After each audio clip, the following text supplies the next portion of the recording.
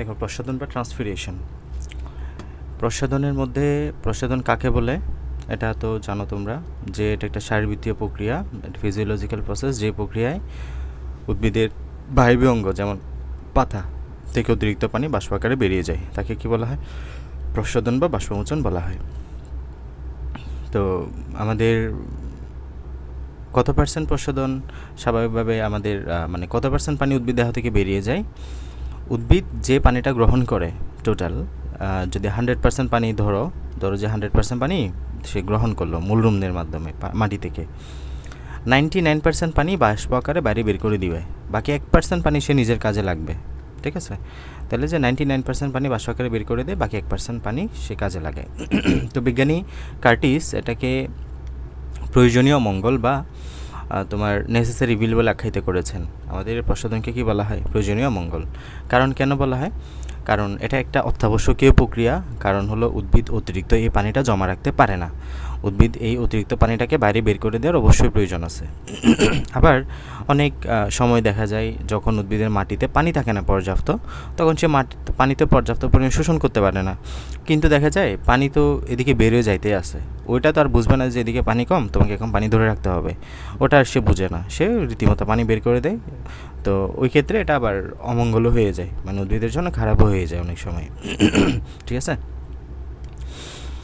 তো প্রসাধনের প্রকারভেদ বা আমরা প্রসাধনের প্রকারভেদ যদি দেখি, 3 প্রকারের আমরা পড়ি। একটা হচ্ছে তোমার পত্ররন্ধ্রীয়, মানে পত্ররন্ধ্রের মাধ্যমে যেটা হবে, স্টোমাটার মাধ্যমে যেটা হবে, ত্বকীয় বা কিউটিকুলার ট্রান্সপিরেশন, এটা হচ্ছে লেন্টিকুলার প্রসাধন বা লেন্টিকুলার ট্রান্সপিরেশন। পত্ররন্ধ্রীয় প্রসাধনটা সবচেয়ে বেশি হয়, পার্সেন্টেজটা অনেক বেশি আসে। 95 থেকে 98% প্রসাধন পত্ররন্ধ্রীয় প্রসাধনের মধ্যে হয়, এবং এক্ষেত্রে পাতাই হচ্ছে প্রসাধনের প্রধান অঙ্গ। তো ত্বকীয় বা কিউটিকুলার প্রসাধন হচ্ছে ত্বকের মাধ্যমে হবে, মানে কিউটিকলের মাধ্যমে হবে। তো এই যে কিউটিকলের মাধ্যমে হবে, এবং কিউটিকলকে একটা স্নেহ জাতীয় পদার্থ, তারপর তার উভয় পাশের বহিত্বকে কিউটিকল থাকে। যেসব উদ্ভিদ আর্দ্র ছায়াময় পরিবেশে জন্মে তাদের কিউটিকল বেশ পাতলা থাকে। এ ধরনের উদ্ভিদের ত্বকীয় প্রসাধনের হার বেশি হয়। কিউটিকল পাতলা হলে কিউটিকল ভেদ করে কিছু পানি বাষ্প আকারে বের হয়ে যায়, অর্থাৎ প্রসাধন হয়। তো এই যে কিউটিকল যখন পাতলা হয় তখন এটাকে ভেদ করে পানি বেরিয়ে যায়, এটাই হচ্ছে কিউটিকুলার প্রসাধন। ঠিক আছে, মানে কিউটিকল ভেদ করে যে পানি বেরিয়ে যাবে, এবং এটা খুবই কম, মাত্র 2 থেকে 5%। সবচেয়ে বেশি হয় পত্ররন্ধ্রীয়টা। হ্যাঁ, এরপর আসলে লেন্টিকুলার প্রসাধন। লেন্টিসেলের মাধ্যমে যখন পানি বেরিয়ে যাবে তখন তাকে লেন্টিকুলার প্রসাধন বলবা। এবং লেন্টিকল কীভাবে তৈরি হয়? উদ্ভিদের সেকেন্ডারি বৃদ্ধির ফলে অনেক সময় কাণ্ডের কর্ক টিস্যুর স্থানে ফেটে গিয়ে একটা লেন্টিসেল নামক গহ্বরে তৈরি হয়, ওটা দিয়ে যখন পানি বাষ্প আকারে বেরোবে তখন তাকে লেন্টিকুলার প্রসাধন বলবা।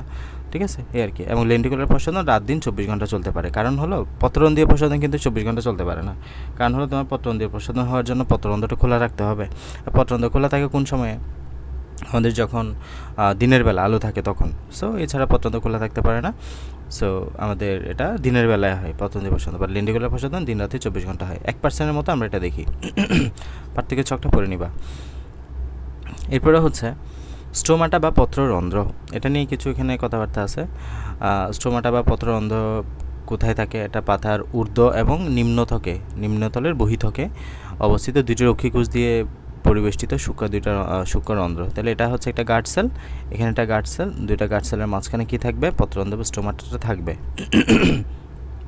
এবং প্রজাতির উপর ডিপেন্ড করে এটা প্রতি বর্গ সেন্টিমিটারে প্রায় 1000 থেকে 60,000 অবধি থাকতে পারে পত্ররন্ধ্রের সংখ্যা আর কি।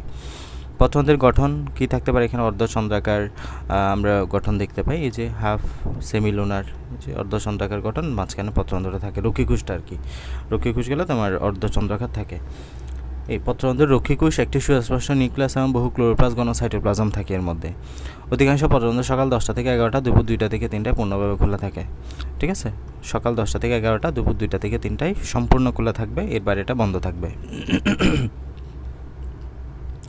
পত্ররন্ধ্রের কাজ কি? এই যে পত্ররন্ধ্রে কিন্তু 3টা ভাইটাল যে ফাংশন উদ্ভিদের, প্রসাধন, সালোকসংশ্লেষণ, শ্বসন, 3টা কাজেই গুরুত্বপূর্ণ ভূমিকা রাখে, এটা পড়বা।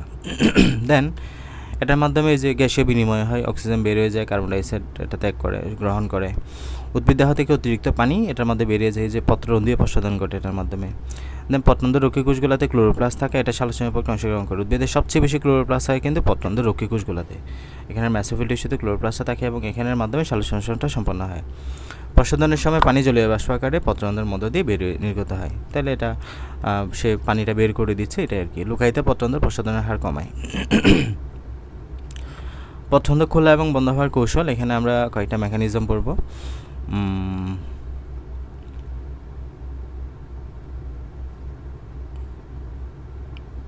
একটু ওয়েট করো। তাহলে আমরা পত্ররন্ধ্র খোলা এবং বন্ধ হওয়ার কৌশলটা শিখব আর কি। হ্যাঁ, mechanism of stomatal opening and closing, কীভাবে পত্ররন্ধ্র খোলা হয় এবং বন্ধ হয়। তুমি তোমার নর্মাল কমন সেন্স একটু কাজে লাগাও। সেটা হচ্ছে তোমরা লম্বা কতগুলো বেলুন আছে খেয়াল করছো কখনো? লম্বা ওই যে মেলাতে বিক্রি করে লম্বা বেলুনগুলা একটু বাঁকা যদি চিন্তা করো, এইরকম ধরো যে বাঁকা, ঠিক আছে, এই রকম ধরো যে বাঁকা। আচ্ছা, লম্বা বেলুনটা যখন বাঁকা থাকে তখন তার মাঝে যে গ্যাপটা, ওই গ্যাপটা বড় থাকে, তাই না? সো তুমি এই দুইটা বিষয়টাকে লম্বা দুইটা বেলুনের মতো চিন্তা করো তো। তো এই বেলুনের মধ্যে যখন বাতাস থাকবে, এক কথায় বেলুনটা যখন ফোলা থাকবে, বেলুনটা যখন কি থাকবে, ফোলা থাকবে, বেলুনটাতে যখন বাতাস থাকবে কিংবা পানি থাকবে, এটা ফুলে থাকবে না? ফুলে থাকলেই পত্ররন্ধ্রটা দেখো খোলা, বড় করে পত্ররন্ধ্রটা খোলার মতো স্পেস হয়ে গেছে। বাট বেলুনটাকে তুমি যদি চুপসে দাও, এখান থেকে বাতাস বের করে দাও, এখান থেকে বাতাস বের করে দাও, এখানে আর মাঝখানে স্পেসটা থাকবে না, মাঝখানে স্পেসটা বন্ধ হয়ে পত্ররন্ধ্রটা বন্ধ হয়ে যাবে। তার মানে আমি তোমাকে এটা বুঝাইতে চাচ্ছি, তুমি যখন পড়বা পত্ররন্ধ্র খুলে যাচ্ছে, পত্ররন্ধ্র বন্ধ হয়ে যাচ্ছে, তুমি এই কনসেপ্টটাকে কাজে লাগাবা যখনই দেখবা যে রক্ষীকোষ দুটা স্ফীত হয়ে যাচ্ছে। স্ফীত মানে কি? মোটা হয়ে যাওয়া। স্ফীত হওয়া মানে কি? মোটা হয়ে যাওয়া, তাই না? স্ফীত হওয়া মানে কি? মোটা হওয়া। যখনই বুঝবা যে পত্ররন্ধ্রগুলো মোটা হয়ে যাচ্ছে, তাহলে মাঝখানের রন্ধ্রটা খুলে যাবে, মাঝখানে যে ছিদ্রটা খুলে যাবে। যখনই বুঝবা যে পত্ররন্ধ্রটা চুপসে গেছে, পত্ররন্ধ্রটা কি হয়ে গেছে, চুপসে গেছে, তাহলে বুঝবা যে মাঝখানের ছিদ্রটা বন্ধ হয়ে গেছে। বুঝছো? কারণ এখানেই তো এটা মেকানিজম আলটিমেটলি। তাহলে তোমার আলটিমেট কাজ কি? তুমি যদি সামহাও কিছু ফ্যাক্টর ইউজ করে এই পত্ররন্ধ্র বা আমাদের যে রক্ষীকোষ, এই রক্ষীকোষটাকে তুমি যদি ফোলাইতে পারো, তাহলে পত্ররন্ধ্র খুলে যাবে। রক্ষীকোষটাকে তুমি যদি চুপসাইতে পারো, পত্ররন্ধ্র বন্ধ হয়ে যাবে। আলটিমেটলি তোমার ফাংশন কাকে নিয়ে? রক্ষীকোষকে নিয়ে। বুঝছো কি না? আচ্ছা, এখন রক্ষীকোষ কীভাবে ফুলবে, কীভাবে চুপসে যাবে? রক্ষীকোষের মধ্যে যখন অনেক বেশি পানি থাকবে, তখন রক্ষীকোষ তো অবশ্যই ফুলে যাবে। আবার দেখো, রক্ষীকোষ থেকে যা পানি আসে সবগুলো যদি বেরিয়ে যায়, রক্ষীকোষ অবশ্যই চুপসে যাবে। তাহলে এখন আমরা কিসে আসলাম? পানি বের হওয়া নিয়ে, পানি বের হওয়া এবং ঢোকা নিয়ে। তাহলে রক্ষীকোষের মধ্যে যখন অনেক পানি ভিতরে ঢুকবে, রক্ষীকোষটা ফুলে যাবে। রক্ষীকোষ ফুলে গেলে পত্ররন্ধ্র খুলে যাবে। ঠিক আছে? আচ্ছা, এই বিষয়গুলো বুঝলে এখন তুমি মেকানিজমও সহজে বুঝতে পারবা। এখানে খেয়াল করো, রক্ষীকোষ দুটো একদম স্ফীত হয়ে আছে। স্ফীত হওয়া মানে কি? মোটা হয়ে আছে, একদম একদম তোমার মোটা হয়ে আছে, এবং এগুলা খোলা, পত্ররন্ধ্রটা খোলা। বাট এখানে দেখো রক্ষীকোষ দুটি স্ফীত হয়ে আছে, সংকুচিত হয়ে আছে। সংকুচিত হওয়া মানে কি? পত্ররন্ধ্রটা বন্ধ হয়ে যাওয়া, তাই না? আচ্ছা, তো আমরা এখন পড়বো মূলত এইখানে রক্ষীকোষ দুটো কীভাবে স্ফীত হয়, এই যে সংকুচিত হয়, এগুলো পড়লে তুমি পত্ররন্ধ্র খোলা বন্ধের মেকানিজমটা জানা হয়ে যাবে। তাহলে পত্ররন্ধ্র প্রসাধনের সবচেয়ে উপযোগী অঙ্গ হলো পত্ররন্ধ্র। তাহলে পত্ররন্ধ্রের প্রসাধনের সবচেয়ে উপযোগী অঙ্গকে পত্ররন্ধ্রটা। রক্ষীকোষদ্বয়ের পত্ররন্ধ্র সংলগ্ন প্রাচীর বেশ পুরু, কিন্তু বহির্ভাগের অর্থাৎ বহিতক কোষ সংলগ্ন প্রাচীর বেশ পাতলা হয়, এবং এদের মধ্যে একটা করে বড় নিউক্লিয়াস এবং কিছু ক্লোরোপ্লাস্ট থাকে। পাতায় অবস্থিত পত্ররন্ধ্র খোলা ও বন্ধ হওয়া নিয়ন্ত্রণ করা কোষই হলো রক্ষীকোষ। তাহলে এই রক্ষীকোষটাই মূলত নিয়ন্ত্রণ করবে তোমার পত্ররন্ধ্র খোলা হবে নাকি বন্ধ হবে, এটা।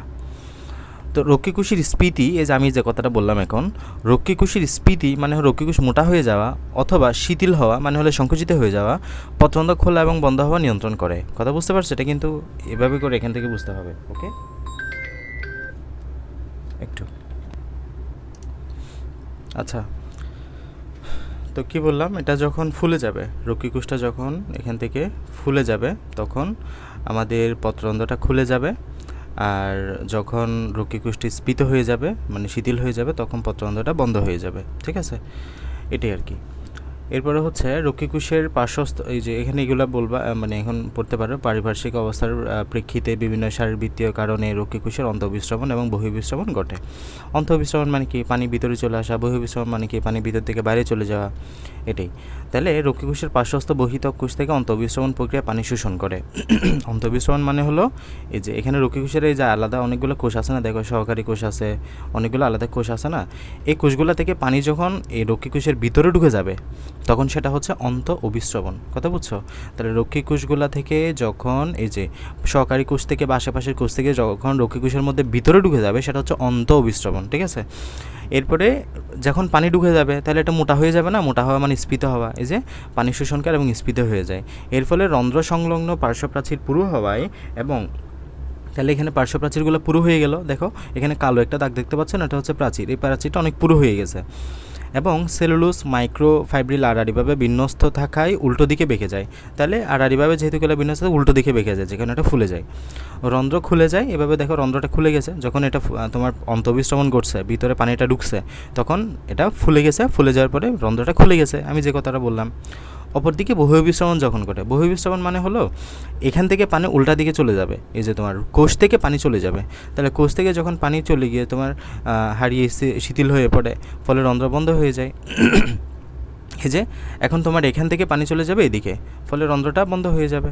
ওকে, কাজেই দেখা যায় পত্ররন্ধ্রের খোলা ও বন্ধ হওয়া রক্ষীকোষের গঠন ও তার স্ফীতি হওয়া শিথিল হওয়ার উপর নির্ভরশীল। রক্ষীকোষের স্ফীতি অবস্থা কতগুলো প্রভাবক দ্বারা প্রভাবিত হয়ে থাকে। প্রভাবকগুলো কী কী? আলো, তাপমাত্রা এবং জলীয় বাষ্প। এই যে আমাদের এখানে রক্ষীকোষের যে তোমার এখানে প্রভাবিত হয়, এটা কীভাবে হয়? আলো, তাপমাত্রা, জলীয় বাষ্প। তোমার আলোর কারণে দেখো এখানে যখন আলো আসবে তখন হয়তো এখানে এমন কোনো মেকানিজম ঘটবে, আমরা এগুলো পড়বো। আলো আসবে যখন এমন কোনো মেকানিজম ঘটবে যেখানে এই রক্ষীকোষটা স্ফীত হয়ে যাবে, তোমার এখানে অন্তঃবিস্রবণ করবে, পানি ঢুকে যাবে, ফলে রক্ষীকোষ মোটা হয়ে যাবে, পত্ররন্ধ্র খুলে যাবে, এভাবে করে ঘটবে।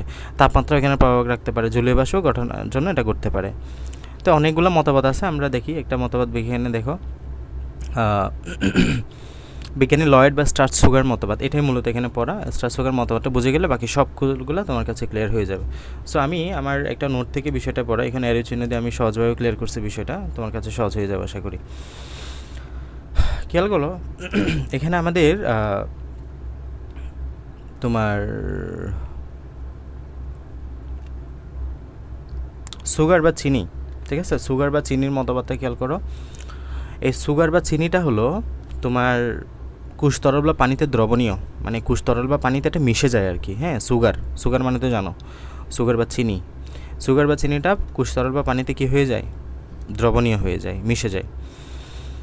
যখন পানিতে মিশে যাবে, আমাদের একটু বিষয়টা খেয়াল করো তো, এটা হচ্ছে তোমার একটা তরল, হ্যাঁ, মানে এটা হচ্ছে তোমার রক্ষীকোষ, গার্ড সেল, আমি সি দিয়ে প্রকাশ করতেছি, আর হচ্ছে সহকারী কোষ, ঠিক আছে?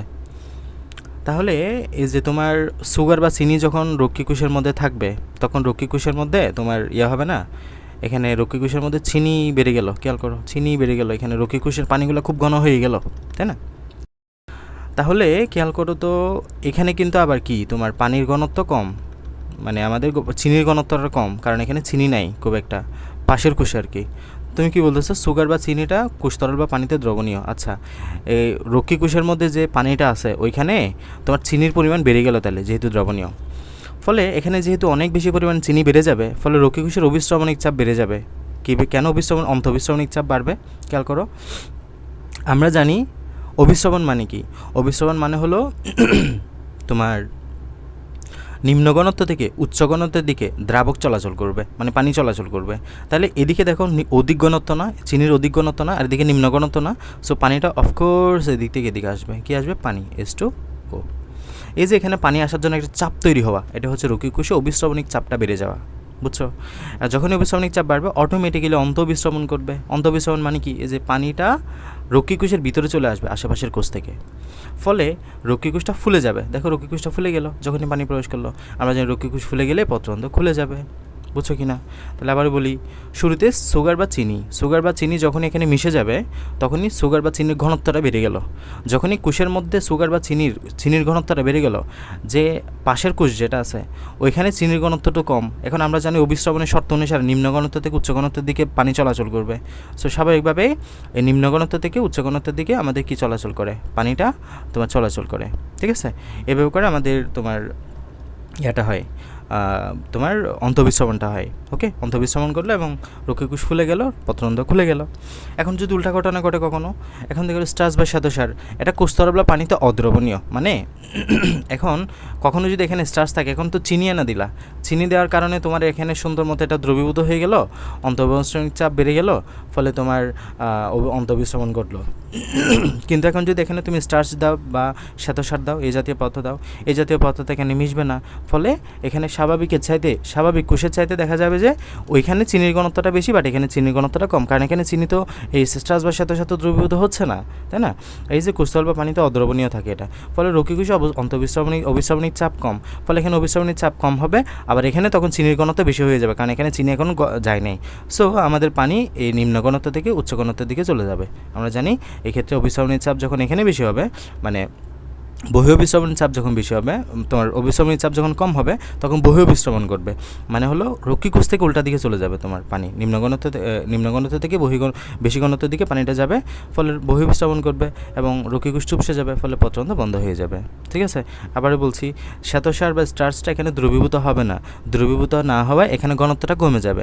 সো আমরা জানি অভিস্রবণের সংখ্যা কি, কম ঘনত্ব থেকে বেশি ঘনত্বের দিকে পানি চলে যাওয়া। সো এখানে কম ঘনত্ব থেকে বেশি ঘনত্বের দিকে পানি চলে যাবে, বহিঃঅভিস্রবণ যেটাকে আমরা বলতেছি, ফলে রক্ষীকোষ চুপসে যাবে, পানি চলে গেলে রক্ষীকোষ চুপসে যাবে, পত্ররন্ধ্র বন্ধ হয়ে যাবে। বুঝছো? দুটা ঘটনা বোঝা গেছে কিনা বলো?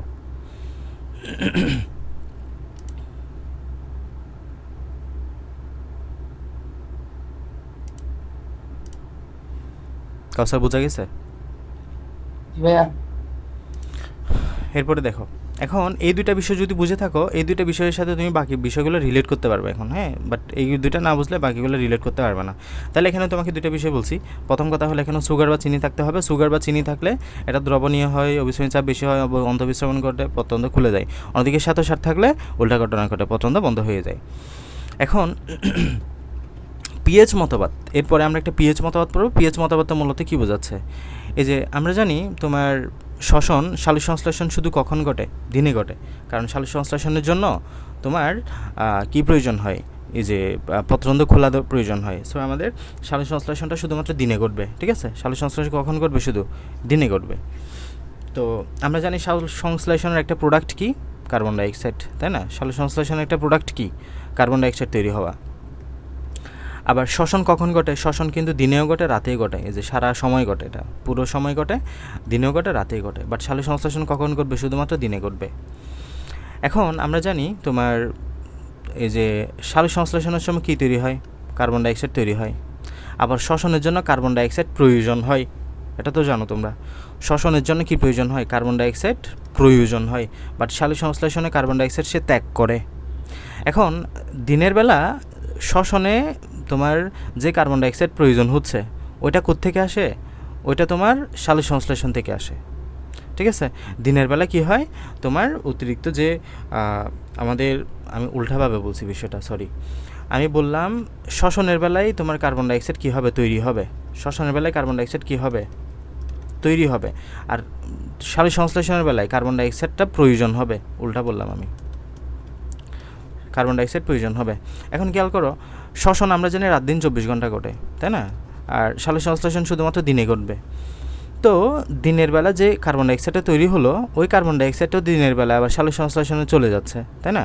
এই যে দেখো, দিনের বেলা যে কার্বন ডাইঅক্সাইডটা তৈরি হচ্ছে, এই যে এখানে তীরচিহ্ন দেখো, দিনের বেলা, রাতের বেলা। দিনের বেলা যে কার্বন ডাইঅক্সাইড, ওই কার্বন ডাইঅক্সাইড এইদিকে চলে যাচ্ছে, মানে সালোক সংশ্লেষণে চলে যাচ্ছে। তাহলে কার্বন ডাইঅক্সাইডটা জমা থাকতেছে না, এদিকে তোমার শ্বসন প্রক্রিয়া সে কার্বন ডাইঅক্সাইড তৈরি করতেছে, এদিকে সালোক সংশ্লেষণে চলে যাচ্ছে। ঘটনা খুবই সিম্পল। কিন্তু রাতের বেলা আমরা জানি সালোক সংশ্লেষণ বন্ধ হয়ে যায়, কিন্তু শ্বসন তো চলতে থাকে। এখন রাতের বেলাও আমরা জানি শ্বসন প্রক্রিয়ায় কার্বন ডাইঅক্সাইড তৈরি হবে। এখন রাতের বেলার কার্বন ডাইঅক্সাইড তাহলে কমে যায়। ওই রাতের বেলার কার্বন ডাইঅক্সাইডটা মূলত জমা থাকে, বুঝছো? রাতের বেলার কার্বন ডাইঅক্সাইডটা কী হয়? জমা থাকে, এবং ওই কার্বন ডাইঅক্সাইডটা পানির সাথে বিক্রিয়া করে কার্বনিক অ্যাসিড তৈরি করে, বুঝছো? এবং কার্বনিক অ্যাসিড মানে হলো পিএইচটা কমায় দেওয়া। আমরা জানি অ্যাসিড মানে কি পিএইচ কমে দেওয়া, তার মানে বুঝি না, হুম বুঝি নাই? বুঝি নাই ভাইয়া, না বোঝার কি আছে? আমি বুঝি নাই।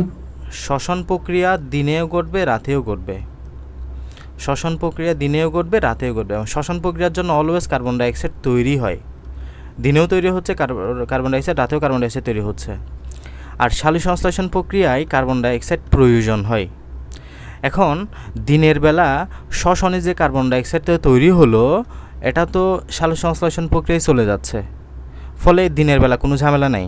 দিনের বেলা যে কার্বন ডাইঅক্সাইডটা তৈরি হচ্ছে, ওই কার্বন ডাইঅক্সাইডটা সালোক সংশ্লেষণ প্রক্রিয়া ইউজ হয়ে যাচ্ছে, সো কোনো ঝামেলা নাই। বাট রাতের বেলা আমরা জানি সালোক সংশ্লেষণ বন্ধ থাকে, সো রাতের বেলার কার্বন ডাইঅক্সাইডটা তখন জমা হয়ে যায়। এই যেখানে রাতের বেলায় যে কার্বন ডাইঅক্সাইডটা তৈরি হচ্ছে, ওই কার্বন ডাইঅক্সাইডটা যে জমা হয়ে যাচ্ছে, ওই কার্বন ডাইঅক্সাইডটা পানির সাথে বিক্রিয়া করে কার্বনিক অ্যাসিড তৈরি করে ফেলে। এবং কার্বনিক অ্যাসিড মানেই হলো পিএইচ কমে যাওয়া, অ্যাসিড মানে তো পিএইচ কম, বুঝছো কি না?